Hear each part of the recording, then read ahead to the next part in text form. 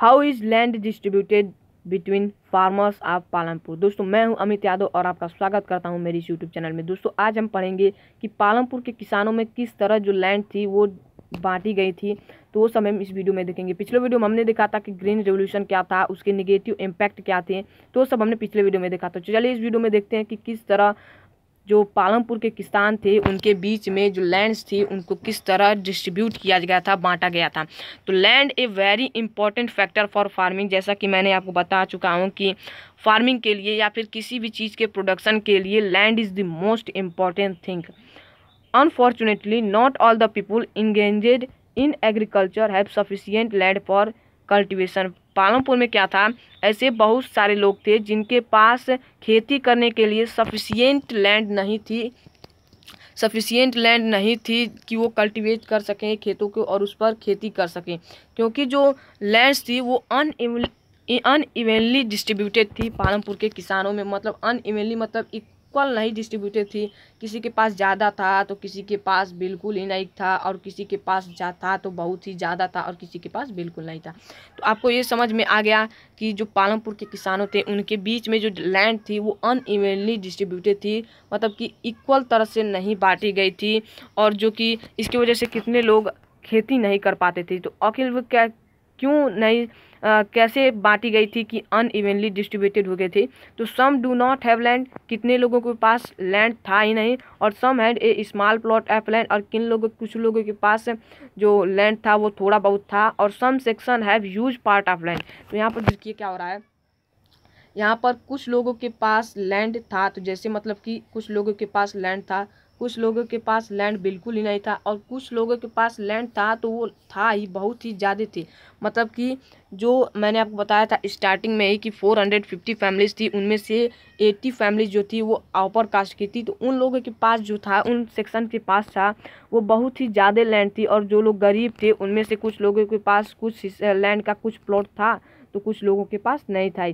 अब आप इसका एक कहानी पढ़ सकते हैं, example situation in the Palampur story of Govind. आपके एक एनसीईआरटी बुक में एक गोविंद का स्टोरी दिया है, आप उसे पढ़िएगा, आप समझिएगा कि क्या प्रॉब्लम हो रही थी, वो कैसे नहीं खेती कर पा रहा था, और किस तरह वहाँ पर जो लैंड थे वो डिस्ट्रीब्यूटेड थे। आपको स्टोरी समझ में आ जाएगा।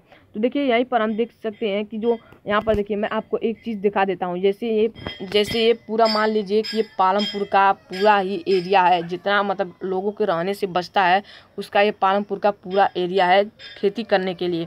तो अब यहाँ पर आप देख सकते हैं कि कुछ लोगों के पास इतना पार्ट लैंड है, तो कुछ लोगों के पास एक छोटा सा लैंड है, कुछ लोगों के पास इतना लैंड है, तो कुछ लोगों के पास बिल्कुल ही लैंड है ही नहीं। मतलब कि आप देख सकते हैं कि इतने पार्ट में इतने लोग हैं और कुछ लोगों के पास इतना अकेले लैंड है।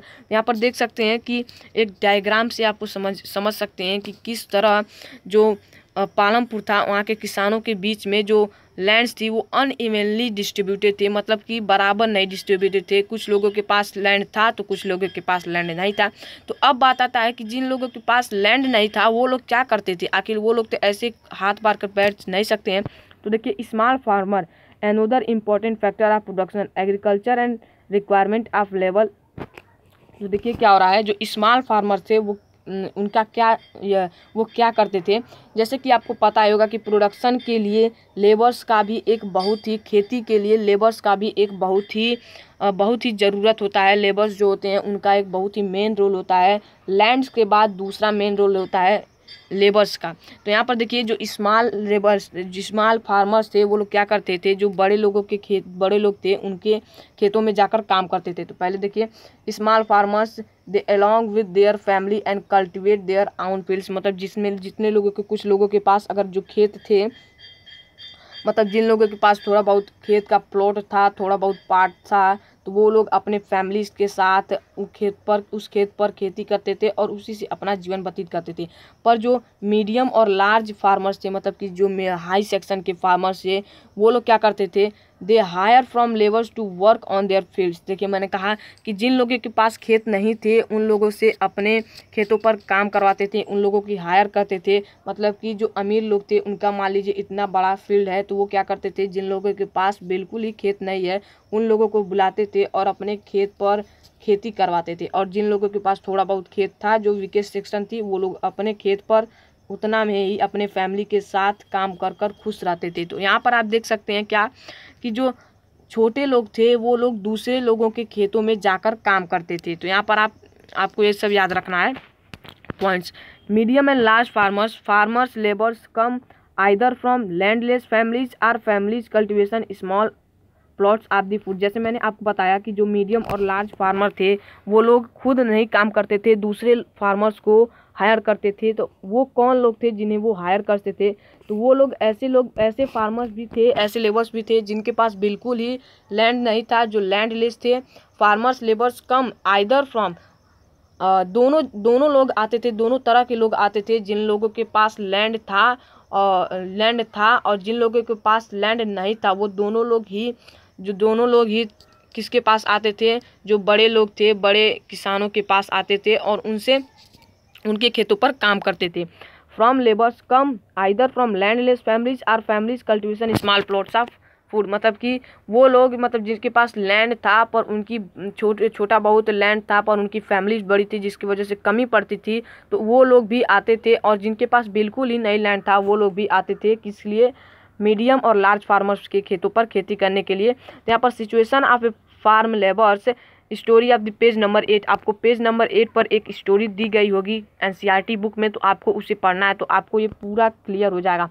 आपको देखिए मैं स्टोरी भी बता दे रहा हूँ कि आपको पूरा स्टोरी पढ़ना चाहते हैं, जितना स्टोरी बुक में दिया है तो आप पढ़ सकते हैं, वरना इंपॉर्टेंट स्टोरी बता देता हूँ कि किस तरह वहाँ पर आपको स्टोरी जब पढ़ेंगे तो आपको एकदम पूरा क्लियर हो जाएगा। तो स्टोरी अगर मैं यहाँ पर आपको बता दूँगा तो आप फिर पढ़ने नहीं जाएंगे। तो यहाँ पर आपको एक बार खुद से आपको सेल्फ स्टडी करना है, और जिसकी वजह से आपको कुछ ना आपको आपके दिमाग में कुछ तो कुछ बैठेगा। तो यहाँ पर वही बात हो रहा है कि जो बड़े लोग थे वहाँ उनके ज़मीनों पर जिनके पास बिल्कुल ही नई लैंड थे और जिनके पास थोड़ा बहुत लैंड था वो लोग भी वहाँ पर काम करने आते थे। तो अब देखिए यही था आज का इस वीडियो। अगले वीडियो में हम देखेंगे कैपिटल नीडेड इन फार्मिंग, मतलब कि किन किन कैपिटल्स का फार्मिंग में आवश्यकता पड़ता है। तो इस वीडियो में इतना ही, मिलते हैं अगले वीडियो में। इस वीडियो में हमने देखा कि किस तरह जो फार्मर्स थे वहाँ के लोगों में किस तरह खेत जो थे वो लैंड जो थे वो डिस्ट्रीब्यूटेड हुए थे। तो चलिए इस नोट्स को डाउनलोड कीजिए और चैनल को सब्सक्राइब करें और बेल आइकन को भी प्रेस कर लें अगले वीडियो के नोटिफिकेशन के लिए। तो धन्यवाद।